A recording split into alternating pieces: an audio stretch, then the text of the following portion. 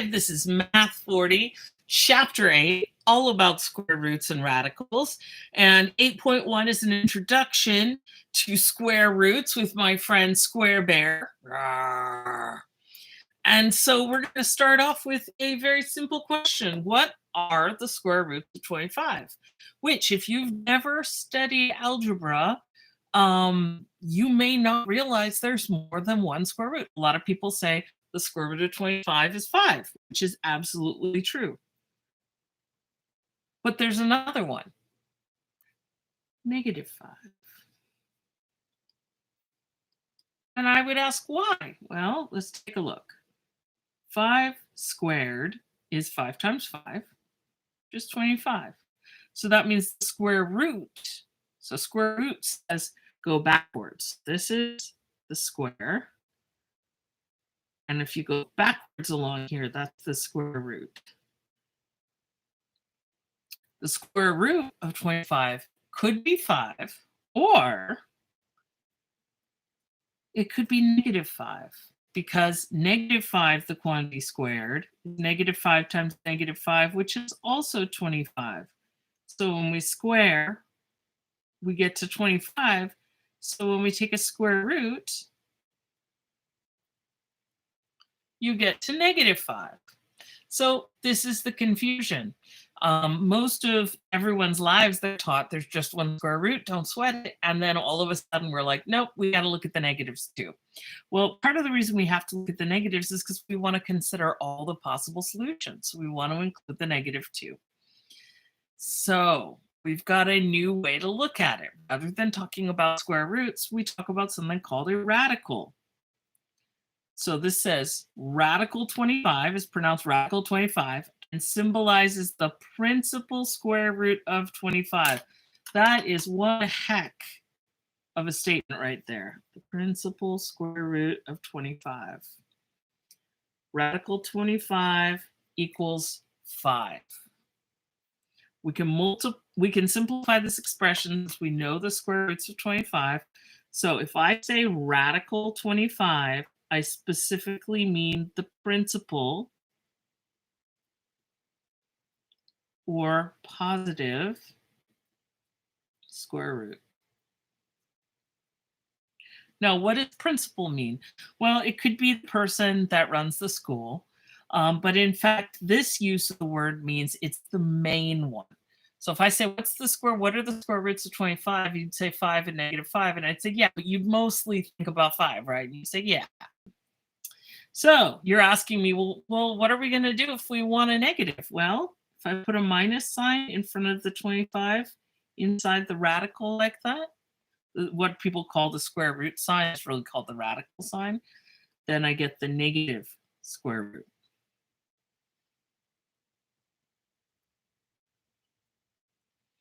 So every number is going to have a positive square root and a negative square root with one exception. Can you think of what that exception is? 0. You're right. 0, the square root of 0 is just 0. Now, in this class, we won't deal with square roots of negative numbers. Those are going to be right out. But later on, we're going to learn about those as well. Okay, so let's talk about square roots of other numbers like 2. Radical 2, or the principal square root of 2, or let's be honest, the square root of 2 is what a lot of people call this, is 1.4121356 and a bunch of other numbers that I don't know now. It keeps going, which means it's irrational. It does not stop. It does not start repeating. It is an irrational number. Because it is so complicated to write out, we write it as the symbol, radical 2 or square root of 2. So what are the parts of a radical? This is called the radical, and some people call it the radical sign. So it just depends. It depends on what you learned, who taught you, and all that. So the actual stick thing is the radical.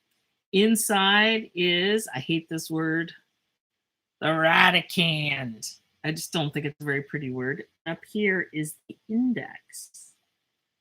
Now, for this class, we don't spend a lot of time looking at the index.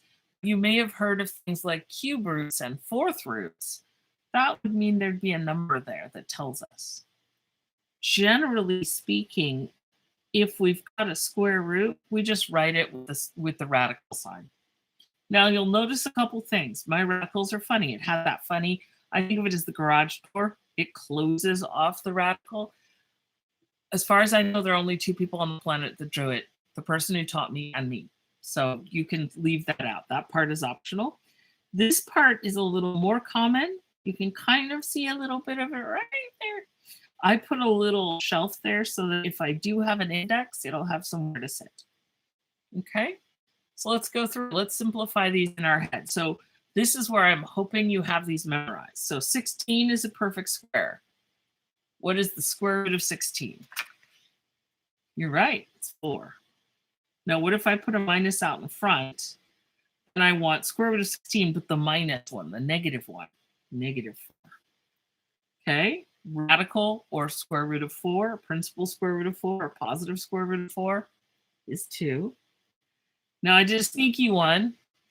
What happens if there's a minus inside? And again, the next algebra class you'll take after this, you will learn all about that. It involves something called complex numbers or imaginary numbers.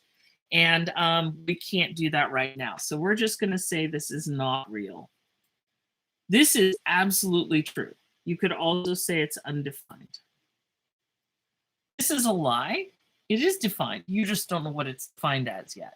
So it's more correct to say not real. It's not either one. You can say it's undefined or you can say it's not real. Okay, woohoo, you guys are doing brilliantly. Of course, now we're on the next page. Dun, dun, dun. What if I take the square root of a fraction? So if I have the principal square root or radical 1/4, I'm telling you this ahead of time, but you can actually break up the radical and make them little mini square roots. So what's the square root of 4? The other square root. And kind of guess, because you can see there's a 16. So that's probably going to give us 4. And then what's the rest of it? There are 2 zeros, which stands for 100. What's the square root of 100? It's 10. The whole thing is 40. You can double check on your calculator. Let me show you, and we're going to do this in a little bit. So let me show you to begin with. So on my calculator, I'm going to turn off my poor old calculator. My square root key there. So doing this with a mirror is oh so fun. And because they wrote it up above, I have to use second. So on my calculator, I do second. And then you can see it says second in the display right there. And then I touch the square key. And you see it gives me a square root up here. And then I could do 1600. And you don't have to. I think it's polite to close the parentheses up there. But in fact, you don't have to close them. It'll work just fine. And I hit enter and we get 40. Woohoo! Okay. So one of the things, here's Square Bear saying you're doing great. Arr, you're doing great. The Pythagorean Theorem is we teach a bunch of algebra, so we kind of sprinkle the geometry into the algebra. So Pythagorean Theorem, and I once for Armenian families, and there were a lot of Greek families there, and they laughed at me and they said, no, no, no, no, no. So I think a lot of Americans say Pythagorean, but if you speak Greek or know people who do, you know it's Pythagorean. If I'm doing that, I'm probably still messing it up and I apologize. However, Pythagoras was a mathematician in ancient Greece. He is credited with a bunch of interesting things. Among other things,